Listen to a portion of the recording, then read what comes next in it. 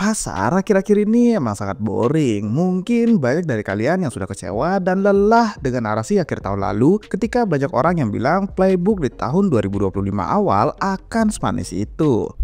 Nyatanya tidak segampang itu memprediksi pasar. Pasar itu sangat dinamis dan banyak dipengaruhi oleh berbagai faktor. Jadi itulah mengapa kami terus membuat video mengenai update pasar.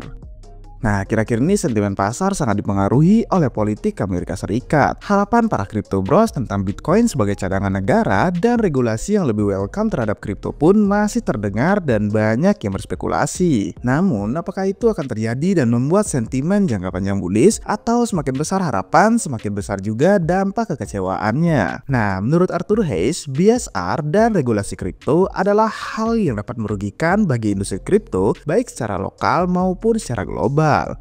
Gimana itu ya maksudnya? Oke, langsung aja kita bahas di video kali ini. Let's go!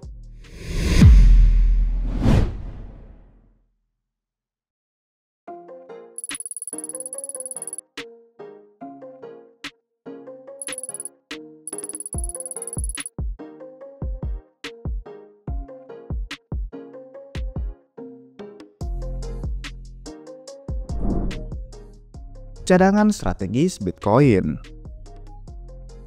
Pemerintah Amerika Serikat bisa membeli dan juga bisa menjual Bitcoin untuk keuntungan politik daripada finansial. Meskipun Bitcoin udah dianggap sebagai aset finansial yang kuat, namun belum memberikan manfaat nyata bagi struktur ekonomi global saat ini. Jika pemerintah Amerika Serikat membeli Bitcoin dalam jumlah besar, misalnya 1 juta Bitcoin, harga pun akan melonjak secara sementara, namun setelah pembelian selesai, tren harga akan kembali berhenti. Nah, dalam jangka panjang, perubahan politik dapat memicu penjualan Bitcoin oleh pemerintahan yang baru, yang dimana akan menciptakan ketidakpastian di pasar. Hal ini bisa merugikan antusiasme terhadap Bitcoin dan juga pasar kripto. Nah, selain itu, jika Bitcoin menjadi cadangan nasional, ia akan digunakan sebagai senjata politik untuk keuntungan pemegang kekuasaan, bukan untuk pengembang komunitas Bitcoin itu sendiri. Sebagai hasilnya, BSR atau Bitcoin Strategic Reserve mungkin lebih berfungsi sebagai alat politik daripada sebagai strategi finansial yang sangat solid, di mana itu berpotensi menyebabkan masalah jangka panjang bagi pasar kripto.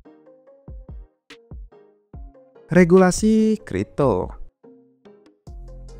Regulasi kripto yang mungkin disahkan akan sangat rumit dan menguntungkan perusahaan besar yang memiliki sumber daya finansial dan pengaruh politik. Contohnya seperti bursa kripto atau platform pinjaman. Perusahaan-perusahaan ini dapat mematuhi regulasi tersebut karena mereka mampu membayar pengacara mahal untuk menafsirkan aturan yang sangat kompleks. Namun, regulasi semacam ini tidak akan menguntungkan komunitas kripto secara luas, terutama para pembangun teknologi terdesentralisasi yang tidak memiliki sumber daya untuk ikut bermain politik.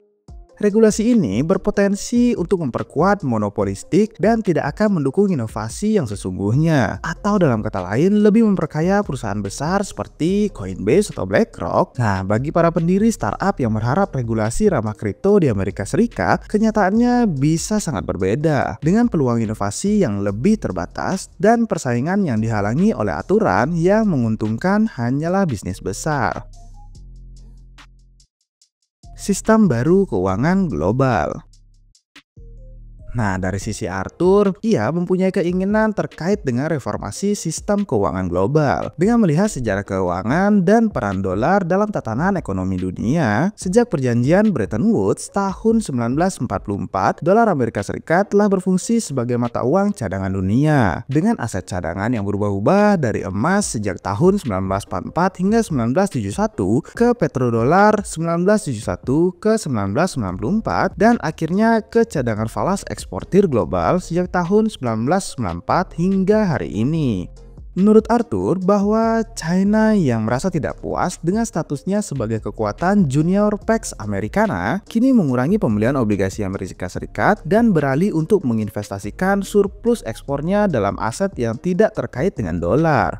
Ini mengarah pada pergeseran ke arah de-dolarisasi global, meskipun sekarang dolar tetap menjadi mata uang yang dominan dalam perdagangan internasional. Nah, menurut Arthur, mungkin saja dengan adanya sistem baru keuangan dunia yang dapat mempertahankan dolar sebagai mata uang perdagangan sambil menemukan aset cadangan netral yang memungkinkan negara-negara lain invest di luar dolar Amerika Serikat, mungkin ini bisa membantu menyelesaikan masalah utang di Amerika Serikat. Pertanyaannya, gimana tuh mekanismenya? Nah, usulan tadi tentang reformasi sistem keuangan global dengan mempertahankan USD sebagai mata uang perdagangan, tetapi menjadikan Bitcoin sebagai aset cadangan utama. Arthur menyoroti bagaimana Amerika Serikat memanfaatkan Century Bonds untuk mendevaluasi utang negara-negara Global South hingga 70%, memaksa mereka mengenalkan The Fed atau menghadapi tarif ekspor dan kehilangan akses ke senjata Amerika Serikat. Nah, di sini ada 4 strateginya. Yang pertama, pernyataan. Menteri Keuangan AS mengumumkan Bitcoin sebagai aset cadangan global, sementara USD tetap digunakan untuk perdagangan. Yang kedua, devaluasi bertahap. Departemen Keuangan membeli Bitcoin di atas harga pasar menggunakan Century Bonds berbasis blockchain. Ini akan menciptakan peluang arbitrage yang mendorong harga Bitcoin itu naik. Yang ketiga, memperpanjang utang. Keuntungan dari kenaikan harga Bitcoin digunakan untuk membeli kembali obligasi Treasury 10 tahun dan memperpanjang jatuh tempo utang dari Amerika Serikat. Yang keempat, bank sosial media. Media sosial seperti Facebook dan juga Twitter atau X diintegrasikan dengan stablecoin USD itu akan meningkatkan ekonomi global digital ke sistem keuangan Amerika Serikat. Nah, rencana ini bertujuan untuk memperkuat dominasi keuangan Amerika Serikat, mendorong miliaran orang di seluruh dunia menyimpan aset dalam bentuk utang Amerika Serikat. Dan ini mampu menciptakan kontrol global yang sulit ditandingi. Oke, gimana blueprint yang lebih jelas? Arthur Hayes mengusulkan blueprint teknologi berbasis Web3 dan juga kripto untuk merevolusi sistem keuangan global.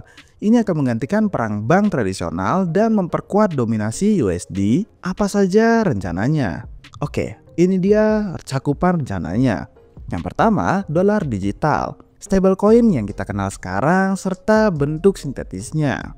Yang kedua, tokenisasi obligasi 100 tahun. Obligasi 100 tahun atau TSY 100 diterbitkan dalam bentuk token dan diperdagangkan di blockchain. Itu memungkinkan transaksi otomatis melalui sistem repo. Yang ketiga, bursa Web3.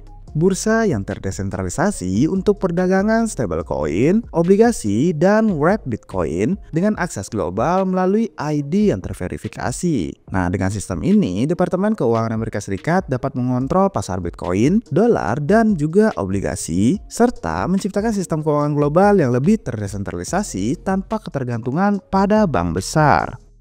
Bitcoin sebagai aset cadangan global. Nah, untuk mendominasi penambangan Bitcoin, Amerika Serikat juga harus memanfaatkan energi murah dan melimpah mereka itu untuk menggunakan cadangan hidrokarbon dan energi terperangkap di Alaska untuk menambang Bitcoin dengan biaya yang rendah. Selanjutnya juga ada kapitalisme dan infrastruktur. Dukungan industri semikonduktor dalam negeri memastikan pasokan chip ASIC untuk penambangan Bitcoin.